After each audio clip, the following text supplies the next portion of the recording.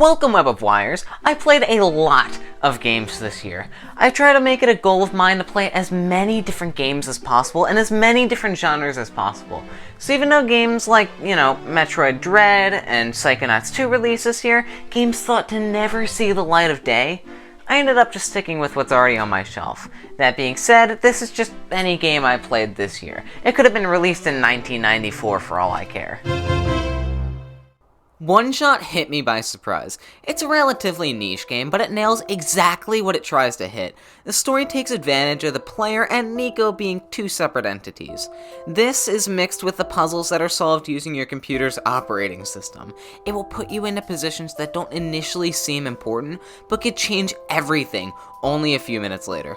Although One Shot is not perfect by a long shot, it gets the emotions it wants you to feel just right, and the puzzles thrown at you are completely different than anything I had seen. And this game only took a month to develop. It's astonishing. The Legend of Zelda Skyward Sword is a game I beat to celebrate the release of its HD remake. I had played roughly half of Breath of the Wild prior, but I didn't get too much enjoyment out of it simply because I don't really like open world games. Skyward Sword was that breath of fresh air that I've been waiting for, pun intended. The motion controls get a lot of crap for being gimmicky, but personally, I enjoyed the extra depth in the combat. Swinging your sword actually meant a little more than previous games because you had to worry about which direction you're swinging in. This added depth to the combat mixed with the linearity of the game makes this one of my favorite adventure games and a game every Zelda fan needs to play. I had put this game in last year's honorable mentions list. Yes, I'm kinda cheating, but I put it there for one reason: the wave battles. Yeah, guess who's too scared to play the campaign? Although this game still frightens me, it's not nearly as bad as it used to be, and I think that's mainly because of the story. Everything you do has a purpose to it, either to help someone or to kill someone, to gather up resources to make a bow and arrow for silent attacks, or food to gain more stamina. Every little protein bar and block of wood on the ground contributes to your survival. I hate pulling an IGN for this game, but genuinely, it makes you feel like you're in a zombie apocalypse just trying to survive day by day. There won't be another VR game that nails the feeling of being trapped as your flashlight is dying, trying to wrap a bandage around your arm as walkers surround and grab you. It's disappointing a VR game with this much creativity put into it won't release for quite some time, Population 1 being the closest I've seen yet, but it's really because they nailed the axe on the head with almost every mechanic they added. Don't laugh at that.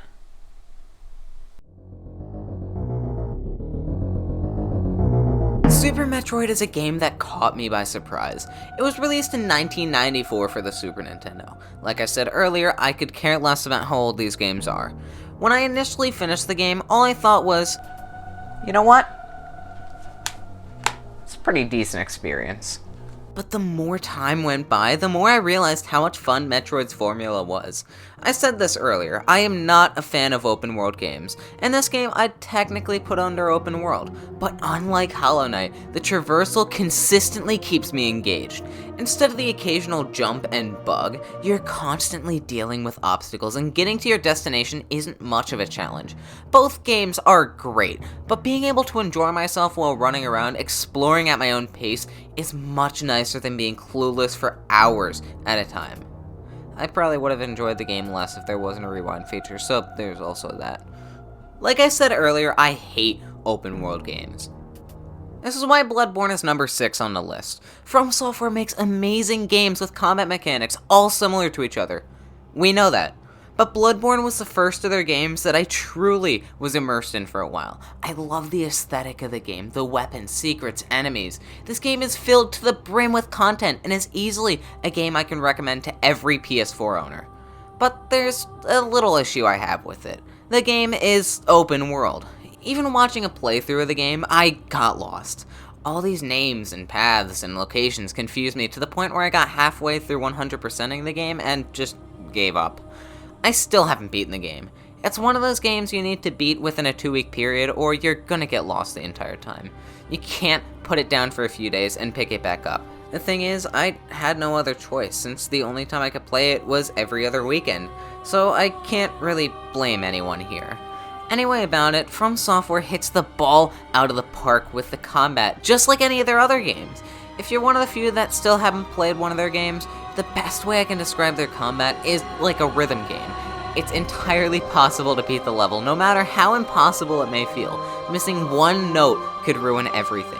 But the rewarding feeling of finally beating the level is well worth the pain of failing over and over.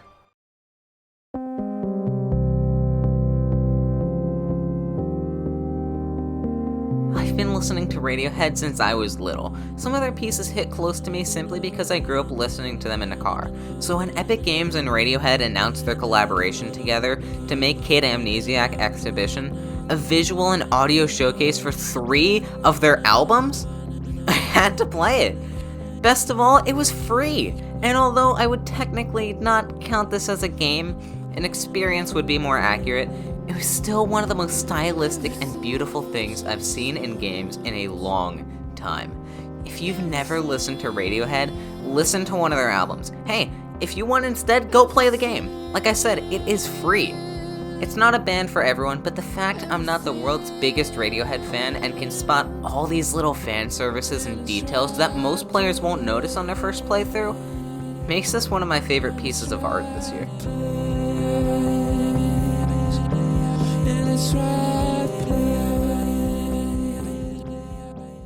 Mario Odyssey is a game every Nintendo Switch owner needs to play without a doubt. It's so creative and packed with ideas that make it a journey you'll want to 100% at all.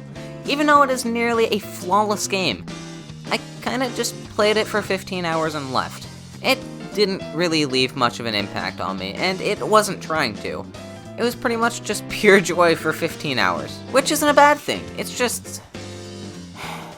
you know what I mean. I played 47 games this year. That's almost one game every week. So, obviously, the top 10 list isn't going to fit every game I played, good or bad. River City Girls was so close to being on this list. It is easily one of my favorite beat-em-ups from what I've played. What I've played being the key words here because I never finished it. I also played an absolute ton of platform fighters this year. Smash Ultimate is a game I played a lot with friends. There's so much detail put into this game, both on the casual and competitive sides of things. Even the game representations have so much fan contribution to them. It's obvious the team was passionate about the project. With casual platform fighters in mind as well, Slap City is a game I discovered this year that takes what's funny about Smash Bros. And just makes it so much more comedic with the character roster and moves. Make contact with the snake.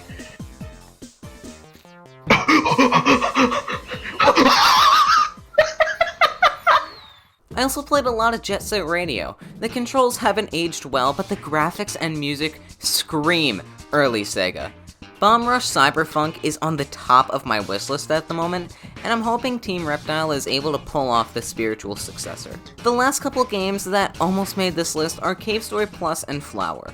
Although they are phenomenal games, they just barely missed this spot. I made reviews on both these games, and although they aren't in my top 10, I highly recommend you watch my videos or just learn more about these games. Spiritfarer. What a game. This was a game I beat to celebrate 1 year on YouTube. It was my first big challenge at making a longer, more comprehensive review. I was expecting it to be a game I play, have a bit of an attachment to it, and then mainly forget about it. But as you can probably tell with it being number 3 on this list, it wasn't like that for me. Not only were all the characters well written, but it was the first game to have me full on crying. Yes, everyone you meet will pass away. You know this from the beginning. But no matter how hard you try to ignore them, you'll be crying at some point. No matter who you are, there will be a character that you can connect to, and I think that's the part of the magic that only Spiritfarer can offer to someone.